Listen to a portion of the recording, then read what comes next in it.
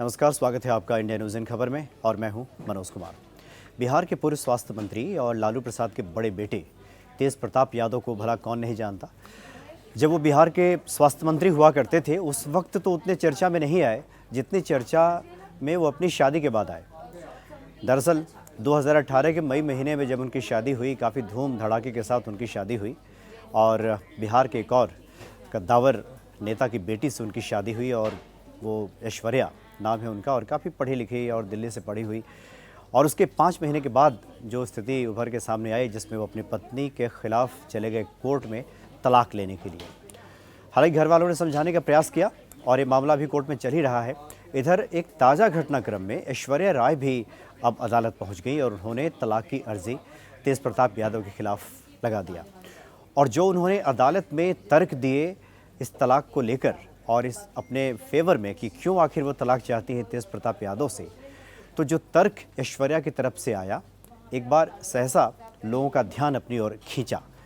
दरअसल ऐश्वर्या राय ने धारा 26 जो कि वुमेन अगेंस्ट डोमेस्टिक वायलेंस की ये धारा है उसके तहत आरोप लगाते हुए ये कहा कि उनके पति तेज प्रताप यादव गांजा तो पीते ही हैं, ड्रग्स भी लेते हैं और गांजा और ड्रग्स लेने के बाद बड़ी अजीब हरकतें करते हैं।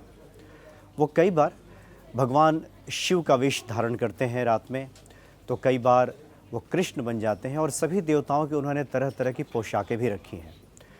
और अब ऐश्वर्या ने ये भी कहा है कि हद तो तब हो जाती है जब ड्रग्स और गांजा लेने के बाद वो घाघरा चोली और बालों में विग लगा करके राधा बनते हैं और नृत्य शुरू करते हैं। चूँकि वो होश हवाश में होते नहीं हैं तो उन्हें समझाना भी बड़ा मुश्किल हो जाता है। तो ये उनका व्यक्तित्व है जिसकी व्याख्या की है ऐश्वर्या ने अदालत में। और ये भी कहा ऐश्वर्या ने कि कई बार उन्होंने उनके माता पिता से यानी राबड़ी देवी से, ननद से यानी मीसा भारती से या फिर उनके छोटे भाई से तेजस्वी यादव से भी बात करने की कोशिश की, बताया भी, लेकिन उन लोगों ने कहा कि सब ठीक हो जाएगा, लेकिन ऐसा कुछ ठीक हुआ नहीं।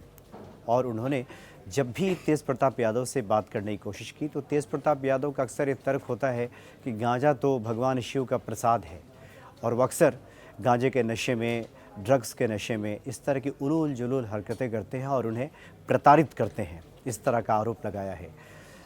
तो अपने आप में ये बिहार के सबसे बड़े राजनीतिक परिवार के लिए एक ये जो खबर है ये बिल्कुल कहीं से भी एक सही खबर तो नहीं कही जा सकती, क्योंकि अब तक जो लालू प्रसाद की छवि रही है, उनके परिवार की छवि रही है, ग्रामीण पृष्ठभूमि की छवि और एक आम लोगों से जुड़े हुए राजनेता की छवि रही है। और इस तरह से उनके बड़े बेटे के बारे में इस तरह की खबरें आना कि वो घाघरा चोली और बालों में वेग लगाकर राधा बनते हैं, नृत्य करते हैं।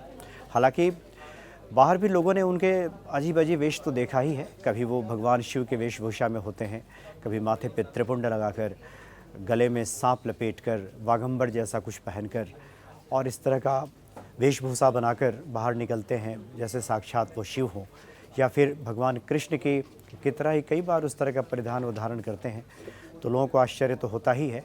लेकिन उनकी पत्नी ऐश्वर्या ने जो ये नया आरोप लगा दिया है कि अब वो तो राधा भी बनते हैं और नृत्य करते हैं और समझाने के बाद वो किसी के वश में होते नहीं हैं, तो ये जो इस तरह का आरोप है उनके, खैर अदालत में जो मामला चलेगा और जिसके तहत जो भी कार्रवाई होगी तो एक अलग मसला है।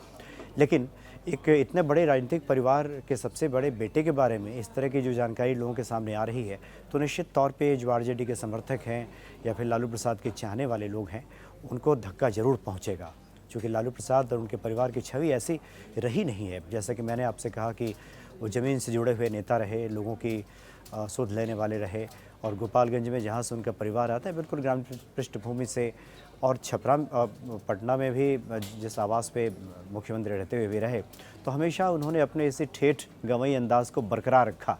लेकिन उनके पुत्र के बारे में इस तरह की जानकारी प्राप्त होना निश्चित तौर पे उनके समर्थकों के लिए ये तो कहीं से सही खबर नहीं कही जा सकती। वाहत होंगे, चोट वो ज़रूर उन्हें पहुंचेगा। तब देखें अदालत में क्या इसका नतीजा निकलता है। फिलहाल इतना ही, नमस्कार। इन खबर चैनल को सब्सक्राइब करें और बेल आइकन दबाना ना भूलें।